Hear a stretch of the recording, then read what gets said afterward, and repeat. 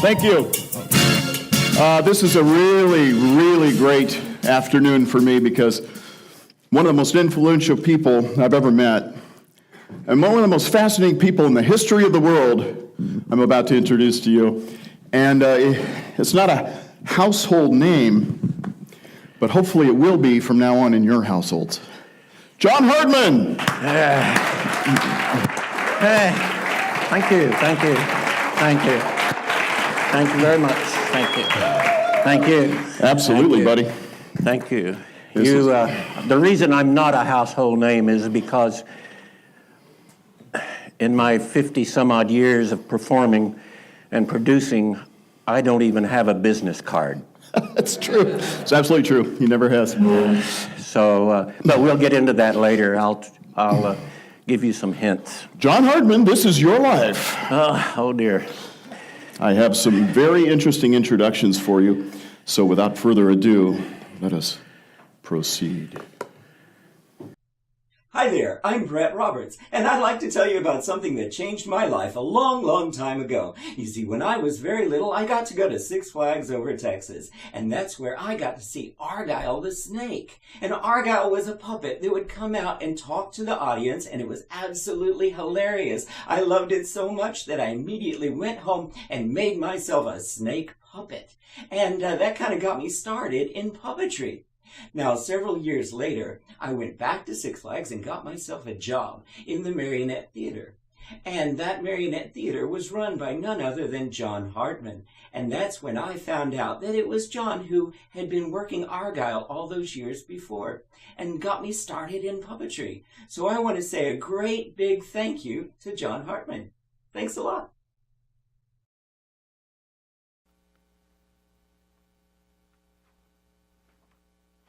Oh, why, hello, Steve. Hello, John. How are you? Oh, you both look so tiny from up here. Almost like marionettes. Hey, let me try something.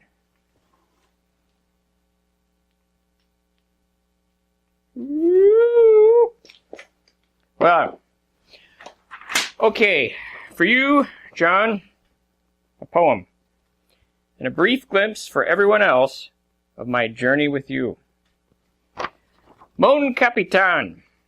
I met him over coffee.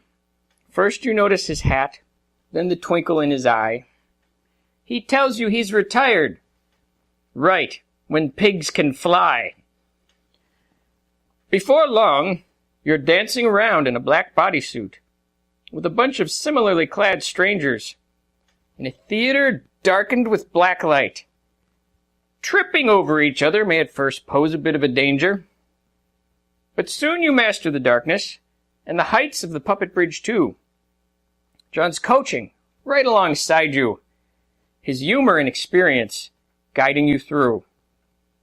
Decades and decades of skill this man has shared so kindly, so freely, and he's not done. Please let me share some of his magic with you all now. Roll the clip and get ready for some fun.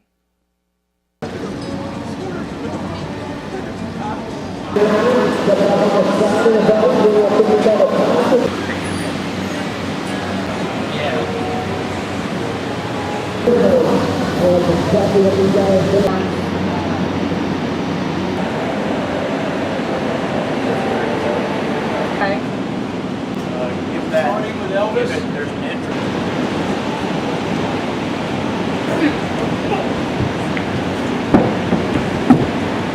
Action.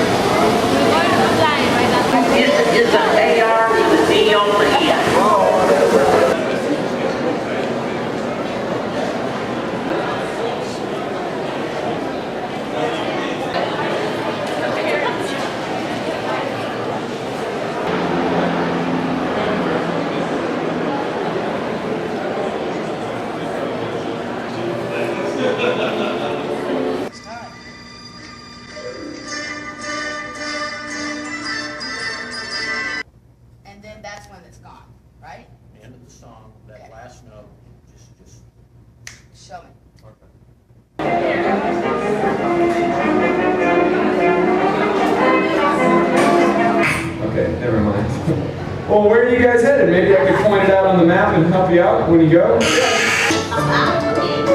This goes there, this goes here, this will go right there. All right, there's our Batman.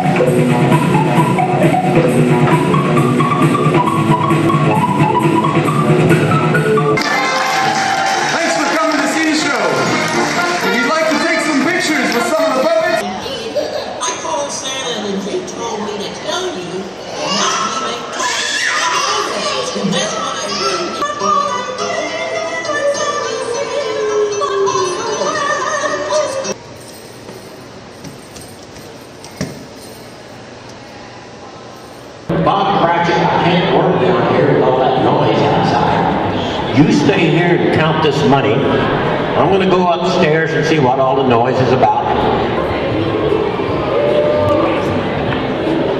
I see the problem, Cratchit. There's a bunch of people out here in the street doing nothing. It's that time of year again. People start acting crazy. Let their kids run wild.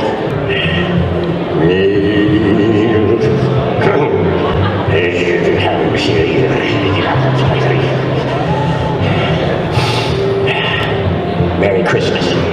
Ha! Merry Christmas. Yeah. Merry Christmas. Yeah. And read your kids this story because it's the perfect story for the giving season. And this is the most joyous giving season of them all. I wish you all the merriest of Merry Christmases. See you next year.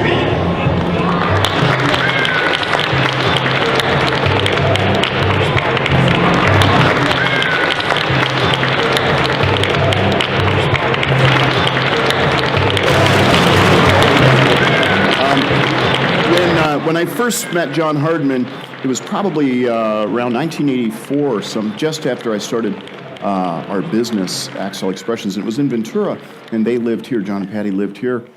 And it was fascinating to see John. He came over to the shop, or at my house, actually, at the time. And we talked about puppets and stuff, but I could tell there was something to this guy that was really different and unique. He had a rich history of all kinds of theater. And so a few more times later, he asked me out to coffee. We went to coffee in the afternoon. And I was working a full-time job and trying to run the business too, so I didn't have a lot of time and stuff, but I was fascinated and I wanted to sit down and talk with him. And I started to hear these stories roll out about Renee and all of the work that he had done with Mark Wilson and all this incredible stuff, this rich stuff. Well, so then as our relationship began to develop, he ended up moving to Dallas, and I started to produce different shows for PBS. One was ImagineLand. One was, we did a lot of video shoots for the Donut Man video series and different ones. And I would always use John whenever I went to Dallas to shoot, because a lot of the shoots were done there in Dallas. And John was always, it was a great connection for us to be able to do that. So John puppeteered on a lot of the television stuff that I did, and he was, in fact, a wonderful friend and mentor in many ways. And so I've just been, started over coffee for me too, just like with Chris. So coffee must be your thing, huh? Coffee is the thing. That's the thing. Yes. It brings people together. You ought to know one session on the TV show. He brings in, and we started really early in the morning. Oh, yeah. And he brings in a package of stuff I had never seen before. And it was chocolate-covered coffee beans. Oh, the best. Oh, yeah. Pow, pow, pow, pow. And by the time we started shooting, the whole crew was like this. That's the fast one. If you watch them, and they're fairly slow, and then there's a fast one. That's the one in the series. Yeah, it was great, absolutely great. So John has a rich life, and we're going to go through it here, and there'll be highlights from on this, slides mostly, that we'll blitz through, but John, you stop me when you see this is... And you're also going to learn a couple of things on how to do a couple of things. all right. At least how I did it anyway. But All right, so it all started on a pony. I started just like anybody else with a photograph on a pony. And I actually started when my father gave me a set of Hazel's marionettes back when I was 9 years old, because we were at my grandfather's farm and it was cold on Christmas and there was nothing else to do, and he gave me these things and I didn't want to go out and play with the cows. So I played with these marionettes. It was Little Red Riding Hood. And when I got back home, we turned my garage into a puppet theater, and I did Little Red Riding Hood, and I charged the kids in the neighborhood a nickel. And then the next night or next day, they didn't come back. And that's when I learned that you have to change shows. You've got to. So it was Gretel and Hansel. Yes. So the next performance was at the city library. Another thing that I learned that you have to rehearse. And it was the worst show I'd ever done, and they asked me never to come back. And I didn't. So. Fascinating. You kept on in your pursuits. This was in high school. I started a band, and this is called the Hungry Five. It was a German band, and we just acted silly and did a lot of oompa stuff. But it was good enough to get on local radio, and out at the air base, we entertained the airmen out there. This was my first magic act publicly. As a clown. I should have stayed that way. 'Cause I was much funnier.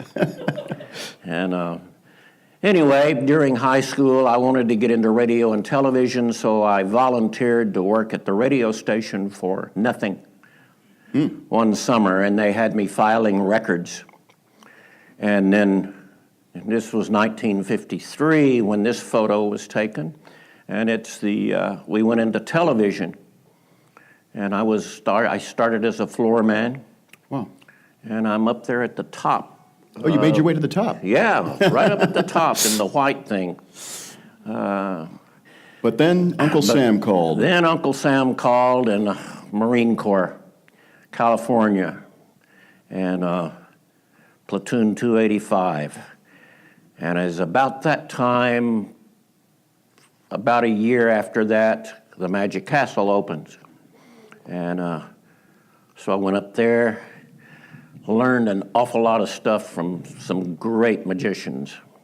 And then I came back to Dallas, got a job at Channel 4 there as a writer. Wow. And they asked me to do, if I could put together a clown show for a toy company there. So Mr. C and Mr. B, C stands for Cullum and Boren. That was the name of the company. It was pretty boring. And we were on for 5 seasons. Oh, cool. It must not have been boring. Yeah. Well, we actually wrote this thing for adults because we didn't like kids, really. And, well, even some of the stuff went over the heads of the adults. There was one episode where we were in a rocket ship at NASA down in Houston, and we were supposed to be cleaning the inside of the control room. And Bill Fanning, my partner there, the one in black, he says, "Oh, what's this?" And he pushes a button and the rocket ship takes off. And I said, "Now look what you've done, you big fat astronaut." And that's the kind of stuff we wrote. And went over the kids' heads, but the adults loved it. And we got more letters from the adults than we did the kids. I don't know how toy sales went. Then after that, started performing more and more live because I was kind of a shy guy. And the next Texas Association of Magicians, I did a cooking act in drag. I mean, everybody's got to do that, right? At least once. Yes. Okay. And then I became the Texas magician and did stuff for boys' clubs and Boy Scouts and so on. And All you need is glasses. You look exactly the same. You just need glasses. Now you look yeah, exactly I don't need the them same. anymore. Yeah. Yeah, I keep them here. I keep them hidden. Then the acts got bigger. I did that was a flower act. It started as a bare stage and ended up with a whole garden of flowers. This was for the local IBM ring in Dallas at their Christmas show. Now, Who is that? Mark Wilson played the fair that year, the Texas State Fair, and he called me and said, would you do a stage managing job or as assistant or whatever? And I said, sure. And I went out there, and he had a little sideshow that was called The Man from Mars, and it was a puppet that came out of a spaceship, and I hated that thing. You had to crawl into it on the ground and some concrete, and then you had to sit in a very bad position and work this thing. Well, their dressing table trailer was at the back of the theater. This was an outdoor theater, and everybody would go in there to rest and so on. This is Bev Bergeron, Rebo. That's what he did between shows. Oh, that's Bev. That's Yes, not Mark. That's Bev. Okay. Yes. Wow. I post that picture every once in a while just to make him angry. And then I got into theater. My first role was in a little show called The Fantastics, which was the longest running show on Broadway at that time. This was a local production. And that's me in the sailor straw hat with my hands on my chin. And then the next show was, this was a kind of a turning point for me. Once Upon a Mattress. I played the king. If you're, Carol Burnett starred in this on Broadway, on television and so on. But this was local, this was in Dallas. And I played the part of the king. And the king doesn't say anything throughout the whole show except right at the end. So I had to learn mime. So who should teach me? But right there in the middle it says choreographer.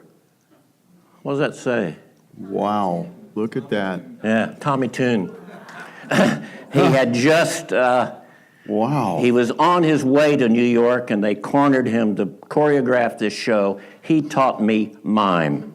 Wow. And I had no idea who he was.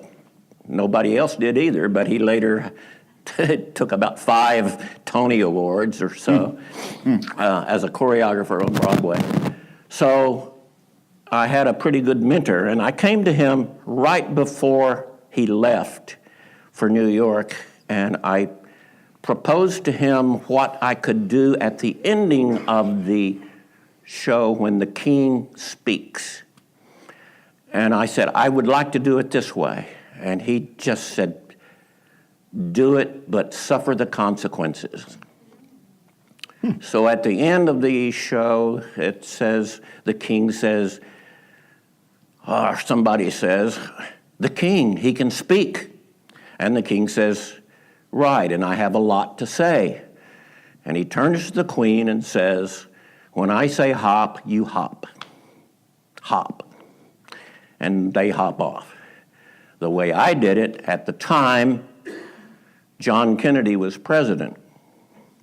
And my line came and I said, yes, and I have a lot to say. When I say hop, you hop. And I got about 2 great newspaper articles out of that. It brought the house down at the time. You had to be there. Politically, it It was great. Right in Dallas. Anyway, enough of that silliness. It's awesome. That year, I won the Best Comedian. Then I went to work at a little coffee house on McKinney Avenue. Keeping Dallas. track of this. So we're talking about, you know, a clown, a magician, a writer, a puppeteer. What did you just say here? You won a Best Comedian. Yes. Okay, just track with this. It's pretty amazing. This was because I won Best Comedian for this show that we did at the 8th Day. 8th Day was a little coffee house, and they did what they called vest pocket musicals. This was a 3-person show, and the name of the show was How Cleopatra Made Her Mark. It starred Cleopatra, Mark Antony, and a little puppet character called Argyle Asp. Ah. And so I was cast as the puppeteer for Argyle Asp. That name is something you'll remember, Argyle. It's going to come up later. Now, the role that he played was, he didn't like anybody because he was a snake. And but the director told me that, well, if you can't remember the line, just say something. So I did. And I turned out to be a pretty good ad-lib show. Yeah. So, Anyway. So ad-lib, another Ad-lib. one, and also musician. I had missed over that one as well. Across the street, there was a theater called the Playbill, and it was run by a guy by the name of Breck Wall. And he later, his show was called Bottoms Up, and it finally went to Vegas and played for years and years and years. Wow. Funny show, very funny show. This guy here that you're looking at is me playing the typewriter at a magic convention. Leroy Anderson wrote a little novelty thing called the typewriter, and it became popular, and so I just mimed it. But at the 8th day, this girl came to see me every once in a while. She was working across the street at the Playbill, and she later became this lady right here. Woo! Patty, have a sin. Stand up.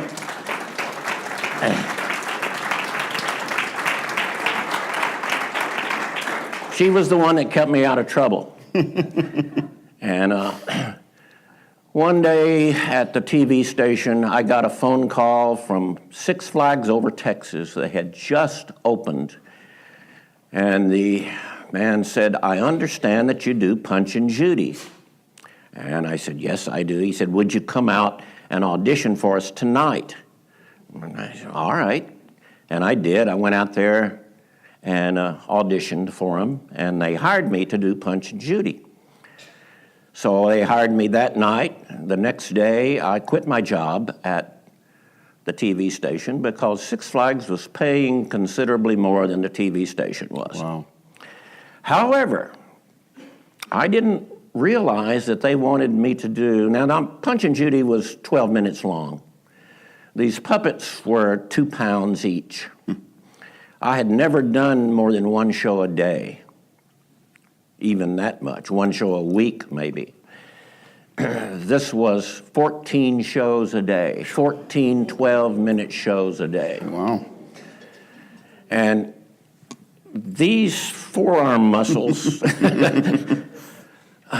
well, to give you an example, one day I was doing the show and my muscles were so weak that Punch went sailing out into the audience and was caught by a security guard who came up and put him back on the proscenium, and we went on and did it.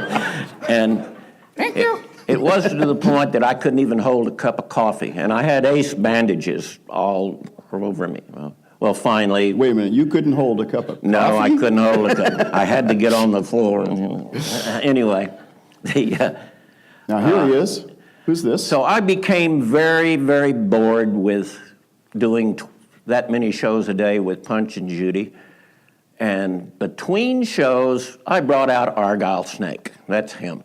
Now, he was a sock puppet. That's a play He on was words, a sock Argyle. puppet, yes. Argyle, that's where the name came from. He was originally an Argyle sock. And I would talk to the people. Argyle would talk to the people. And the more I did it, the more I realized that that snake could say just about anything, because he was the lowest creature on earth. He didn't like anything because he'd been treated terribly. He was paying the audience back, and they really liked it. And the more I did it, the bolder I got. And Now, one day, the owner of the park came by and he said, "Forget Punch and Judy, do this." I said, thank you. So I did. Argyle became... it's the talk of Dallas still today. It was amazing. Jay Johnson, would you come up and just give us a little memorable bite of, just real quick. Let me have your mic here for a second. Just pull it out. Jay remembers a little bit of this. Jay was a ventriloquist. I do. Argyle, I worked for one season while John was there. I worked at the amphitheater, which was around the way, and we only did a couple of shows a night for that season. But I heard about Argyle, so I wanted to see Argyle. And I remember that there was a kid. How old were you? I was 15 at the time. So Argyle was talking to some kids, and they sold hats, with your name on it, like you do. And there was a hat, and Argyle said, let me see, bring that hat up here. So the hat sat right on the puppet ledge. And Argyle would talk, and the hat started to move. And he would do a take, and Argyle would bring it back, and the hat moved again. And that went on in great lines with the ad-lib. And finally, the hat moved, and Argyle smashed the hat like it was a bug, and went just like that. Without any regard to the kid's brand new hat that Argyle had just completely crushed. The audience went crazy and the kid was crying. So that was memory of John. Oh, man. That is great. Imagine, look at how these roads cross. You all have a million stories too, but this is a really special thing that Jay was there. And he'd hear about this snake, and on his breaks, you said you would go over and watch him, and you never got to actually work together, but... Well, our show was the evening, and you were all day long.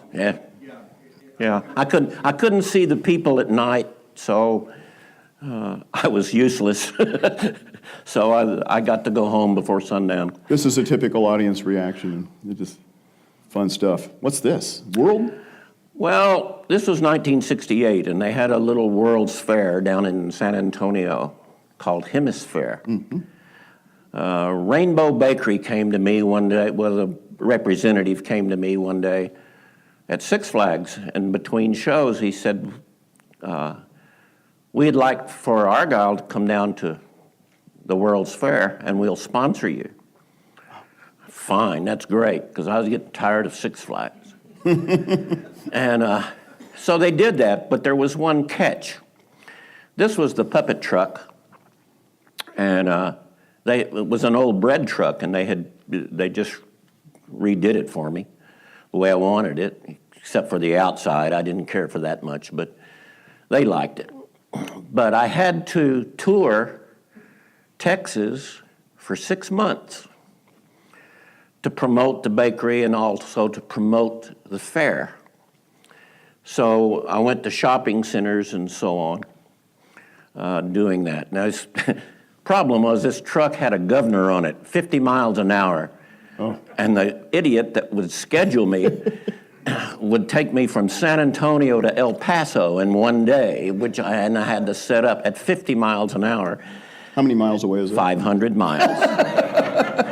50 miles. So anyway, we'd set up on Sunday, and I'd play the show for a week, and then go to the next thing on the next Sunday. It was in San Antonio that I realized kind of what my worth was, because I was having a kind of identification problem.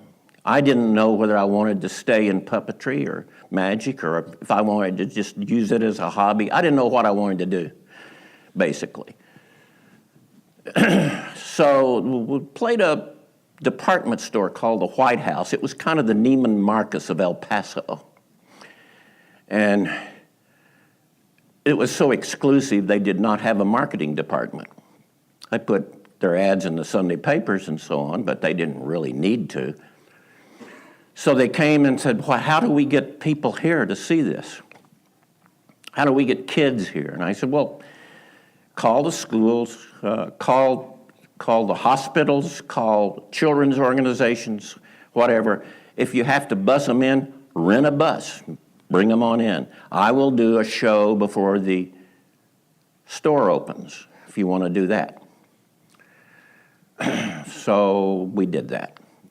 A couple of days, they brought in a group of handicapped kids, emotionally handicapped children. There were about 25 of them.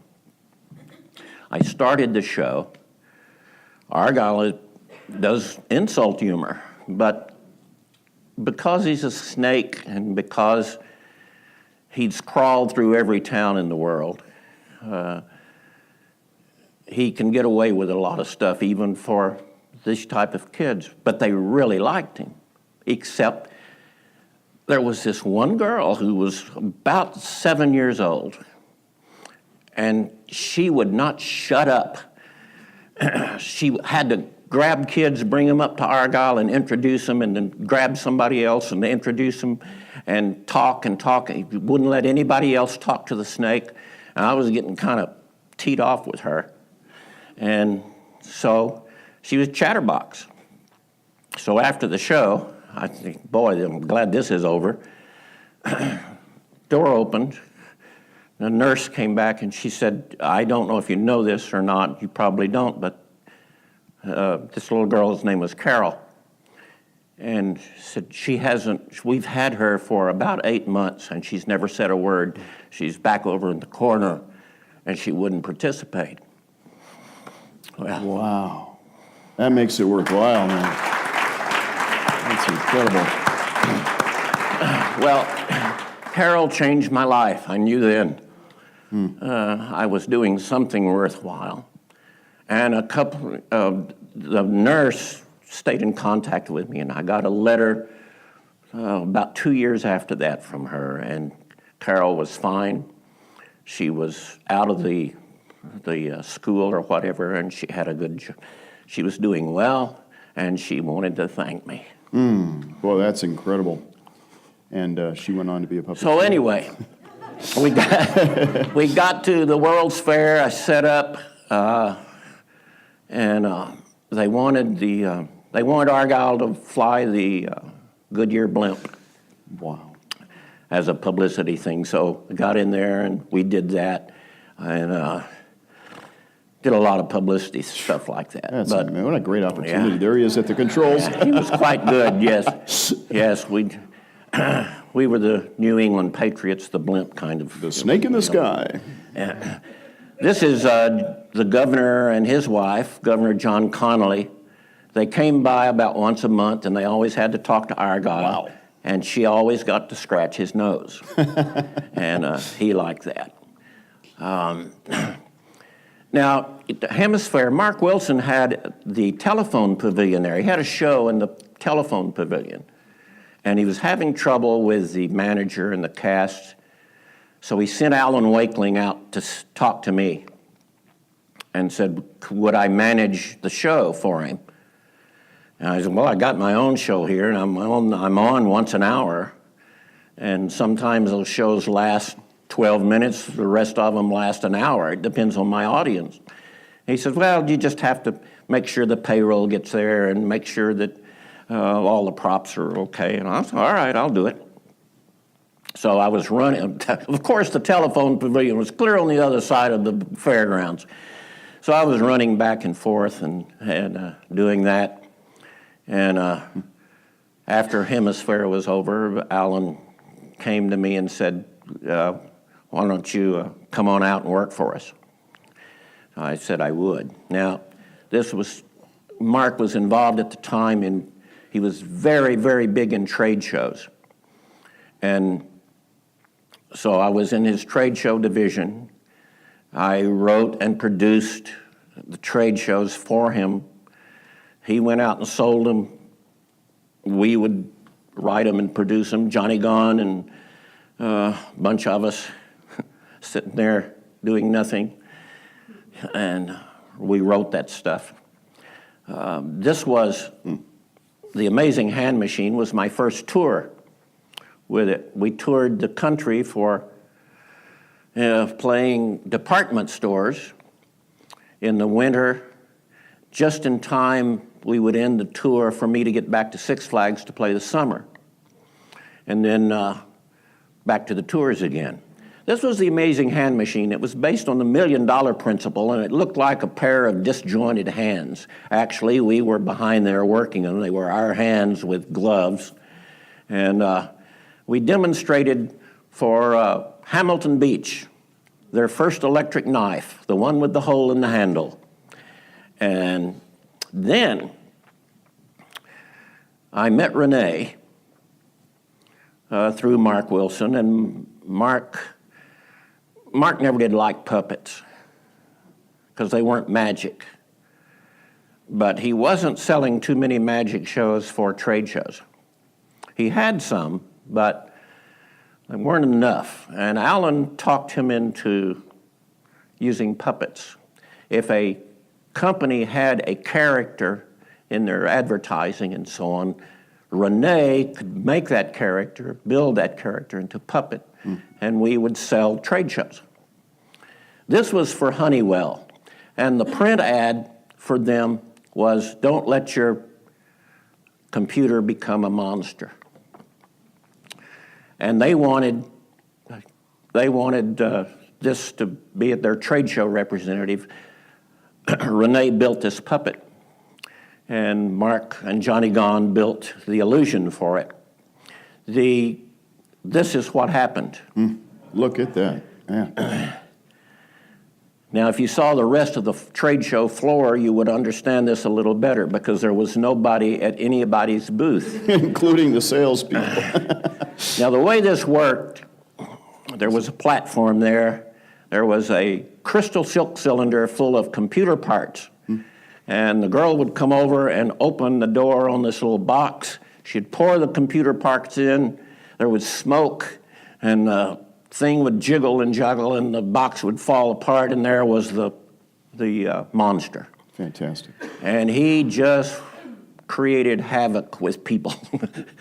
That's great. I'm going to have to push us along here for time. We did the same thing with the robot girl. This was basically a puppet to begin with, and she was put in a cabinet and smoke and whistles, and she came out alive and demonstrated things. Now, this little character was a character that didn't have a character, so we invented one for him. This was a little guy that was put together like a ventriloquist dummy, and he came alive. Oh, cool. For On the stage. for the spokesperson Yeah. for the company. This was for Libby Owens Ford. They had a little character called Tuffy Tufflex. This was for Lynch Communications. This was a little guy that was kind of a generic character. If a company didn't have some character in their advertising, we used this guy. And So John told me a fascinating story about how he got so much work at these trade shows. Listen to this. So he would go to a trade show and he'd see a booth that didn't have any action at all, and he would take a picture of it. And he would go and see where the action was. He'd go over here and there's a booth that has a ton of people around it. He'd take a picture of that. Then he'd go back home and he'd write a letter. He had a form letter, a paragraph at the top, a blank spot in the middle for 2 pictures, and a paragraph at the bottom. And he said, "I noticed at your booth you have a very nice product line, but you don't have any people at your booth. Now, these people have a ton of people at their booth, and their products aren't as good as yours. If you would like to know how to get this many people at your booth, call me." And he's never had a business card or anything. This is how This is how he works. I mean, it's genius, really is. I did it with one form letter. And I would go to every trade show I could. Every one that was in town, I would manage to get in on the floor, the trade show floor. And I would stay there all day and just take pictures of booths and just study them, find out where the people were, what they were doing. And then I would go home and write the letters. You're a good observer. Yeah, and this is the reaction that he would get for these companies. Yes. Full time. There's that silly man from Mars that I had to crawl under the concrete. Now, Burger King also wanted a puppet show, and Mark sold this to them. This was a nice concept. This was not a U-Haul, a Wells Fargo trailer. We turned it into a castle, and Johnny Gone built an elevator in this thing where we could get into a Burger King bodysuit, step on the floor, hit a button, and we would go up to the top. Wow. And there the character was standing on top of the trailer. But there was a little puppet show there, and I think people who were here last year saw those. Mark had them in his booth. That's what those were. Okay. Wow. There's our little cook. Our little cook was also a generic character. If a company didn't have a character, this little cook was always cooking up business for them. Oh, cool. Everything, the whole pitch was cooking, and it worked. And you captured Sony with that plan also, and they were one of your clients. This little guy for Sony did the same thing. All of that mechanism was kind of a Rube Goldberg thing that was operating while this little character was talking. As if it was operating the Yes, character. Sony. His name was Enos. Sony spelled backwards. He knows everything. Yes. Now, we were called to do a cruise ship show, very unusual one. This was basically a sales meeting for a company called Kelvinator. They built refrigerators and stoves and so on. They would get their salesmen from all over the country in on this cruise ship and send them on a cruise with their families. Send them on a cruise for a week in the Bahamas, except they were introduced to the new product line and so on, and they were be given motivational speeches and so on. It was a captive audience. This was a good move by Kelvinator because they couldn't get off the ship. So that young lady is Patty. Wow. She's standing there observing. So what we had to do, Patty and I, we had to, on sea days, we did a little show for Kelvinator and based on Kelvinator with a character that was put together right in front of the people, and we did the pitch. I was behind there working the puppet. Well, there was a ventriloquist. And doing the voice? Oh, I was doing the voice, yeah. Yep. There was a ventriloquist on the evening show, which they gave to all of these people. And she would come by, and she would watch Patty. And here Patty had this male voice for the dummy. And she got very upset. She was trying to watch, she was watching the throat. She was watching the lips. And Patty was just smiling. way better than her. And she would come by every day, right? She'd glare at us. And that was Sherry Lewis. She never knew. No, I'm kidding. No, it wasn't. Just kidding. Just kidding. So, I teamed up with the Crofts. Wow, Sidney For this- Marty Croft. This particular show.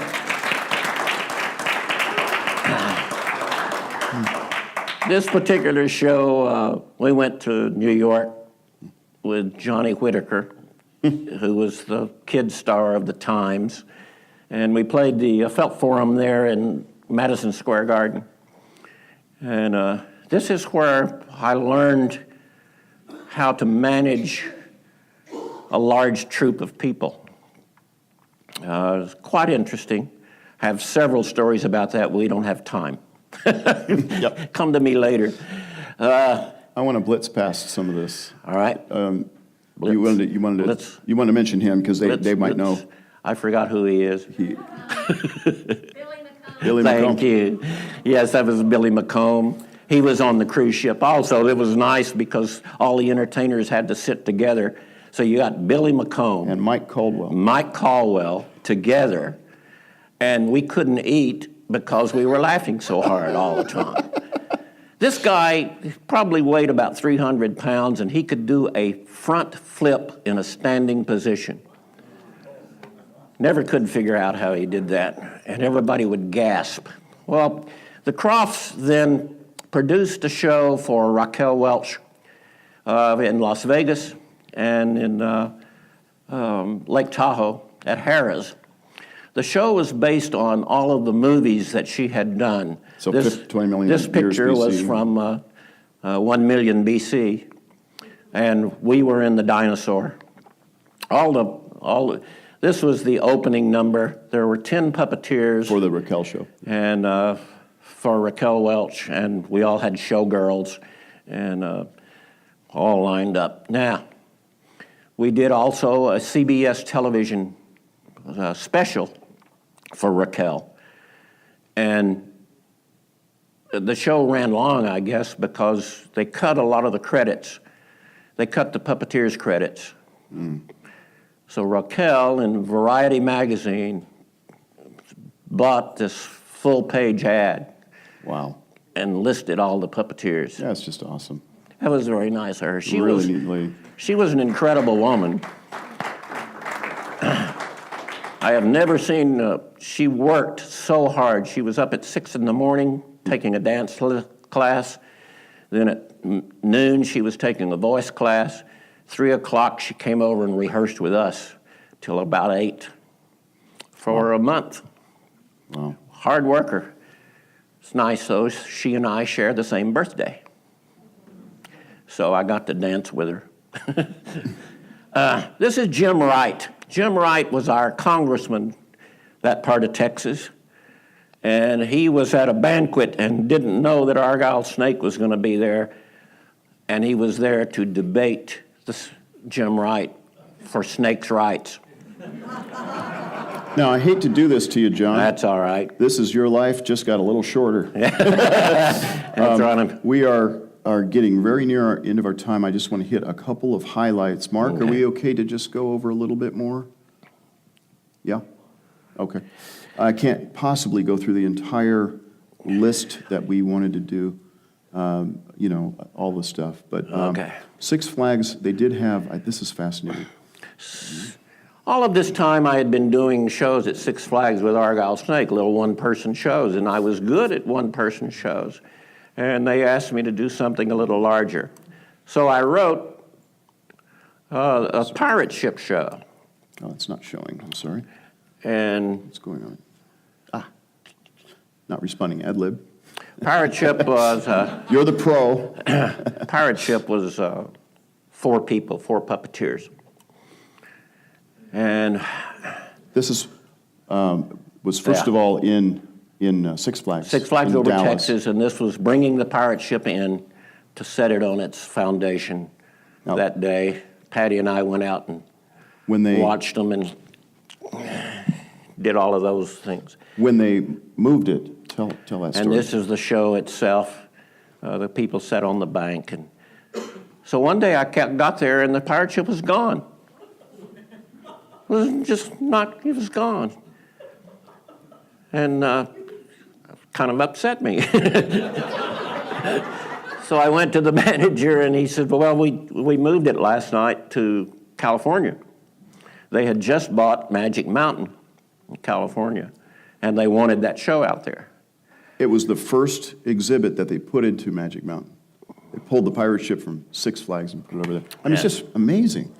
So I'm not going to let you talk about it. I just want to show you the pictures. As you see these pictures, just imagine an amazing story with each one. There's my storyteller. He put it in as a Boilermaker. This was out at Magic Mountain. Some of it was. This was a steamboat in St. Louis that Six Flags bought, and this was my first live show with puppets. This was a saloon show. And the name of it was, it all came out of the piano, and everything did come out of that piano. That was fascinating. I mean, really, I mean, the dog is coming out of the piano. You had a marionette. Even the band, we had a little three-piece band, they came out of the piano. Now, this character's Buford the Buzzard, who's also famous. Buford Buzzard was in Atlanta, Georgia, Six Flags Over Georgia. For years and years and years, my cousin worked it. He was the funniest guy I've ever known. And it was fantastic. I knew Buford and made a few Bufords for you. And he had George Burns and Burt Reynolds. And then when they opened the Ninja Ride at Magic Mountain, John a lot of times is used as line entertainment. And so this was the ninja for the ninja. This is the ninja. He's the world's oldest ninja. And he didn't do anything. He sat there. This was Steve's storyteller. I'd use this storyteller in a lot of stuff because he's so easy to change. And Chucky. And, oh yeah, Chucky. They hired me to do their Halloween promotion with Chucky. Universal Studios? Universal Studios. And I insulted people there. Now, this was quite an unusual thing. This was a shopping center in Michigan. And they had hired a writer to do a children's book exclusively for them. And they wanted it illustrated. So my artist, Lynn Bonnet, who did all of my puppets and so on, she did the characters. And then the characters appeared in the book. And this is a 14-foot marionette. Yeah, it's just amazing. Just amazing. You can't see the controls because they're pretty high. God is doing it. Yes. They took all of the characters, which were 17 characters, and put them throughout the mall, hung them throughout the mall like that. Then we did a show out of this wagon. The setting was a medieval times, and this was a pageant wagon that they used during those times for entertainment. Now, it started out as nothing. There was nothing inside. And the puppeteers were on stilts and all dressed in medieval clothing to hide the stilts and so on. They came out, pulled a curtain briefly for less than 3 seconds, opened the curtain, and there was all the props and the scenery, everything. We built it like a pop-up book.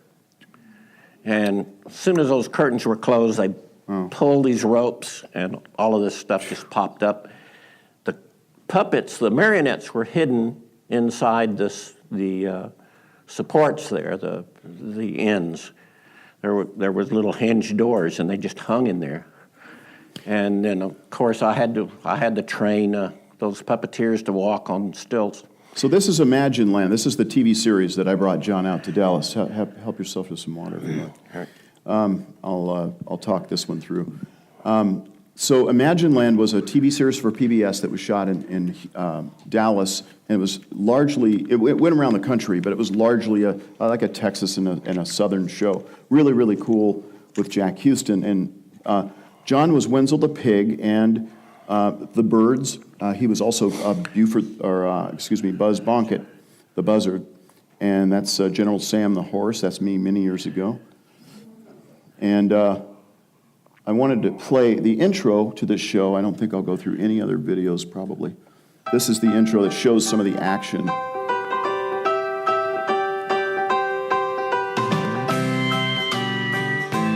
That's John as the dog.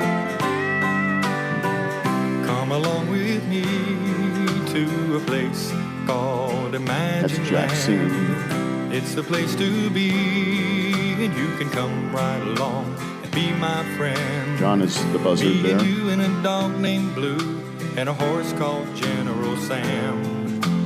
Traveling along just and as Wenzel the pig. Wenzel is the hit of the show.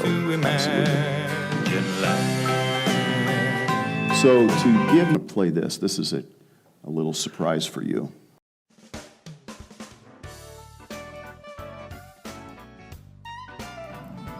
Howdy, I'm Jack Houston. Steve asked me if I'd say a few words about our good friend John Hardman. Of course, I jumped at the opportunity, so I'm sitting out here on the back porch reminiscing. You see, John played a critical role in the production of our PBS children's television series called ImagineLand. I can't even imagine ImagineLand without John's unique contributions. Could you imagine George without Gracie, Penn without Teller, Crosby without Hope? No, me neither. And I also can't imagine Old Blue the dog without John Hardman. That dog just won't hunt. And I can't believe I could imagine Gertrude the chicken without John. We'd have laid an egg for sure.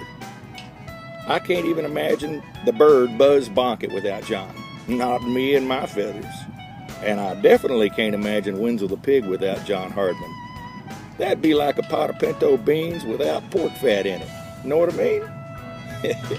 In other words, John Hardman was and remains an indispensable part of ImagineLand and of my life personally. Thank you, John, for everything, and congratulations on all your incredible achievements. Yeah, awesome. We do the performance. Thank you. Love you, man. Thank you.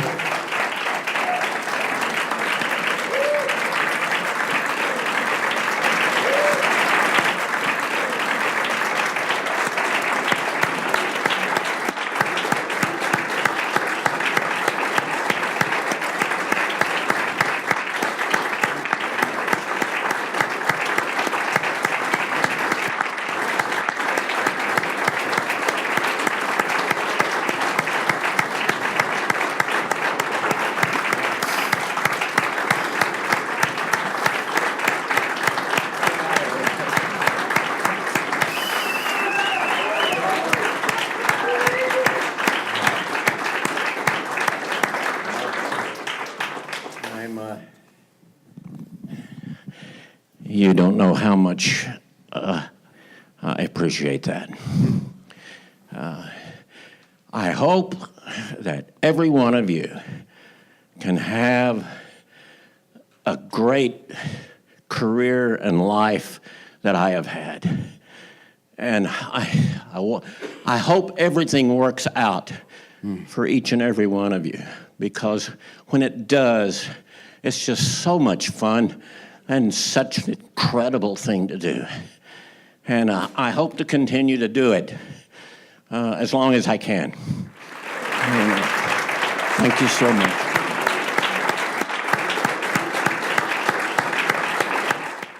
Blue, now everything's ready. I got the soap, I got the sponge, I got the water, and Wenzel's big bathtub is here. It's bath time.